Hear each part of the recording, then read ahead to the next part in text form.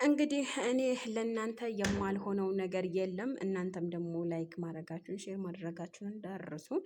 እያንዳንዱ ነገር የማስተምራችሁ ደግሞ የምነግራችሁ ነገር ለእናንተ የሚጠቅም ነው። ለእኔ ደግሞ አይጎዳኝም አይጠቅመኝም። ነገር ግን ላይክ ብታደርጉና ለሁሉም ሰው ተደራሽነት እንዲኖረው በአክብሮትና በትህትና ጠይቃለሁኝ። እባካችሁ ላይክ አድርጉ፣ ለጓደኞቻችሁ ሼር አድርጉ። ምክንያቱም የሚገርመኝ ነገር ታዩታላችሁ፣ ግን ላይክ አታደርጉም። በምን ምክንያት እንዴት ለምን አላውቅም። ብቻ አንዳንድ ጊዜ የሰውን ደስታ የሚያስደስታችሁ ሁላችሁም ላይክ አድርጉ። እና ደግሞ ዛሬ ይዤላችሁ የመጣሁት እጅግ በጣም ብዙ ሰው ጥያቄ እየጠየቀኝ ለነበረው መልስ ነው ይዤላችሁ የመጣሁት።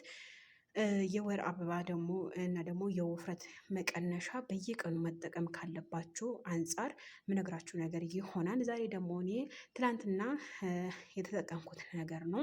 እጅግ በጣም የሚያስደስትና የሚገርም ጣዕም ነው ያለው። አንደኛ፣ ሁለተኛ ነገር ደግሞ ውፍረታችሁን በቀላል ሁኔታ ቤታችሁ ላይ ቁጭ ብላችሁ የምትቀንሱበት ዘዴ ነው። ሰላም ጤና ይስጥልኝ። በመላው ዓለም ለምትገኙ የእሙ አይመን ቤተሰቦች ተከታታዮች እንዴት ናችሁልኝ? ደህና ናችሁ ወይ?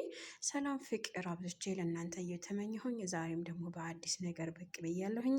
ለእናንተ በሚጠቅምና በሚያስደስት ሁኔታ እሰራለሁኝ። እናንተም ለእኔ ለማስደሰትና ከኔ ጎን ሆናችሁ አብሽሪ ጠንክሪ ለምትሉኝ ሁላችሁም በቤታችሁ ላይ የማያልቀው ሲሳይ ይበርክትላችሁ እያልኩኝ ዛሬ ደግሞ አብዛኞቻችሁ ለጠየቃችሁኝ ጥያቄ በየቀኑ ብንጠቀመውም ችግር አያመጣብንም ወይ ብላችሁ ለምትጠይቁኝ እና ደግሞ ውፍረት እና ደግሞ የወር አበባ ደግሞ አልመጣ ላላችሁ በጣም ለተቸገራችሁ በቀላሉ ሁኔታ የወር አበባችሁ እንዴት እንደሚመጣላችሁ እንዴት እንደምታስተካክሉ ለተዘባባባችሁ በየወሩ ወይም ደግሞ እኔ አሁን በነገራችን ላይ ከወለድኩኝ በኋላ በጣም ተዘባብቶብኝ ነበረ። በሁለት ወር ወይም ደግሞ አንድ ወር ከሁለት ሳምንት እስከ 3 ወር ይቆይብኝ ነበረ። ግን አልሐምዱሊላ አንዳንድ ጊዜ በሰው ላይ በራሳችሁ ላይ ስትመራመሩ ብዙ ነገር ብዙ ታሪክ ያመጣል።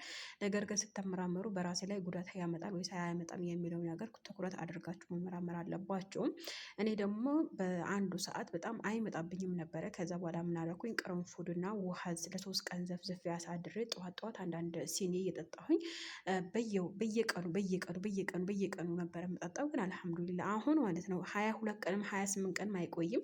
ልክ በ21 ቀን በቃ ኦልሬዲ 21 ቀን ነው። 28 ቀን ሳይሆን 21 ቀን በ21 ቀን በትክክል በየወሩ ይመጣብኛል ማለት ነው። ወር አበባ ያስተካክያለሁ። አንደኛ፣ ሁለተኛ ነገር ደግሞ ቦርጭ በተለይ ወልዳችሁ ቦርጫችሁ በጣም ዘጭ ላለባችሁ እጅግ በጣም ይጠቅማል። በነገራችን ላይ ወልጃለሁኝ እኔም፣ ነገር ግን ቦርጭ የለብኝም በፍጹም። እንደ ቦርጭ የምጠላው ነገር የለም። እንደውም እኔ ሰው ላይ እንኳን በራሴ ላይ ይቅርና ሰው ላይ ራሱ ቦርጭ ሳይ በጣም ነው የምበሽቀው ማለት ነው። ከምሬ ነው ብላችሁ እንግዲህ ወሬ ያበዛሁባቸው በመግቢያዬ ላይ እንደምታዩት እዚህ ጋር በጣም የፈላ ውሃ አለኝ። እኔ ዞትር የምጠቀመው ይሄ ነው። የፈላ ውሃ ከዛ ነዕና አድርጋለሁ። ነዕና ካላኩኝ ከሞን እና ደግሞ ቀረፋ አድርጋለሁ። ዝንጅብልና ሚስማር አድርጋለሁ ማለት ነው። ሚስማር ማለት ይሄ ምንድን ነበር የሚባለው? ቀረፋ ቅርንፉድ እና ቀረፋ አደርጋለሁኝ። በእንደገና ላስረዳቸው እዚህ ጋር በጣም የፈላ ውሃ ድስት ላይ አድርጌያለሁኝ። ከዛ በኋላ ነዕና አደርጋለሁኝ። ነዕና ሁሉም ጊዜ የምጠቀመው ነው በባዶ ሆዴ እኔ ምንም አይነት ኬሚካል ሳልጨምር ማለት ነው። ምንም አይነት ኬሚካል ሳልጨምር ሁሌም እጠቀመዋለሁ ዘወትር ማለት ነው። ግዴታ እነዚህን ነገሮች ጨምራችሁ ተጠቀሙ ሳይሆን ካላችሁ ነዕና በተጠጡ የሻይ ነዕና በተጠጡ በጣም አሪፍ ነገራቶች ታገኙበታላችሁ ሰውነታችሁ ላይ። በእንደገና ላስረዳችሁ እዚህ ጋር እኔ የፈላ ውሃ አለኝ። ከዛ ነዕና አደርጋለሁኝ።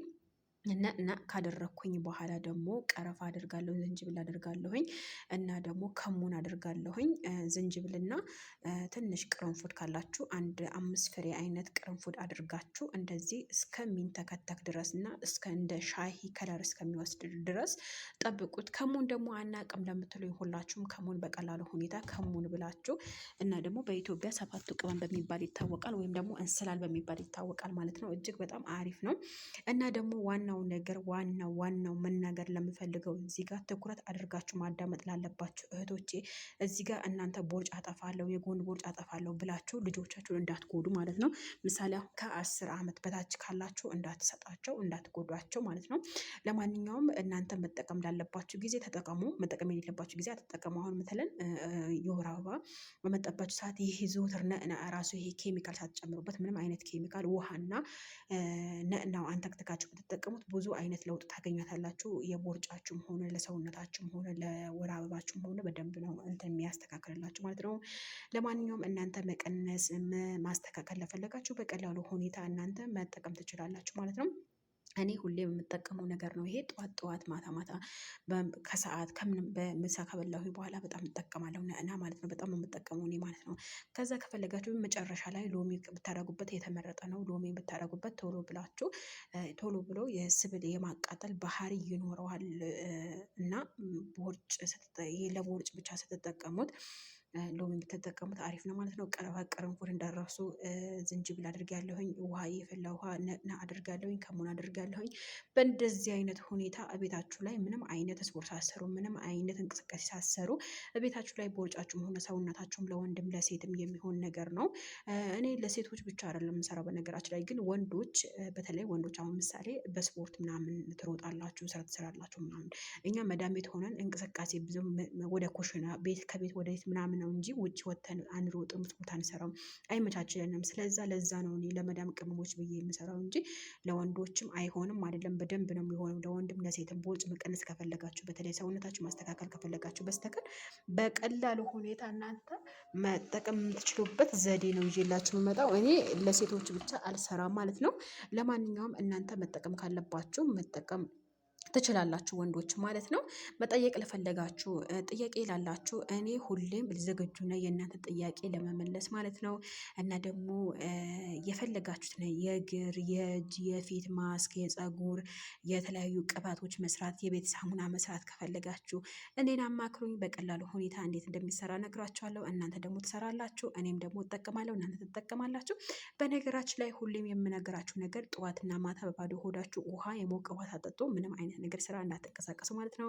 ይሄ ነገር ደግሞ ከምግብ በፊት ነው። ከ30 ደቂቃ ምግብ ሳትመገቡ 30 ደቂቃ ሲቀራችሁ ነው የምትጠጡት ማለት ነው። ልክ በባዶ ሆዳችሁ ልክ እንደጠጣችሁ በ30 ደቂቃ ውስጥ ምግብ መመገብ ግዴታችሁ ነው። ምክንያቱም ብዙ አይነት ኬሚካል ስላለው የሆድ ማቃጠል፣ ጨጓራ ማቃጠል ምናምን ስለሚኖር ተጠንቀቁ ብዬ እመክራቸዋለሁ የኔ ውዶች።